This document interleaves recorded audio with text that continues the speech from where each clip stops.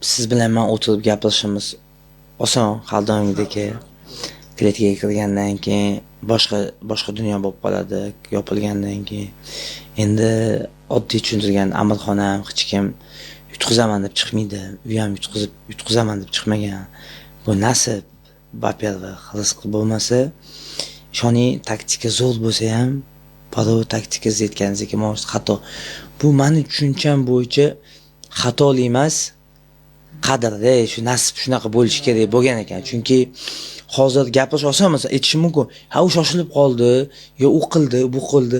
No, endi urushmasa iloji uraldi ham, denarga ham. U hammasini qo'ldan kelganini qildi. Nasib, lekin bitta narsani to'g'ri tushunishlik uchun odamlar ko'pchilik o'ylaydi, mana jag чувствительный deydi-da, jag более чувствительный, но висок mash qismi нереально sezuvchan bo'lgani uchun bu ishoninglar bo'tga udal tushsa sportmenning oyoqlari ishlamay qoladi. Men даже braziliyalik сопернигimni razor tepib, visokka razor tepib nokaut qilganimda ko'pchilik tushunmagan ham udal tegmadi-ku deb. Men tepib oyog'im bir oylab olib yurgan. Oyoq ishlamay qoladi insonni. Shuning uchun demoqchiman, Amirxon bilmagan ham bu narsani.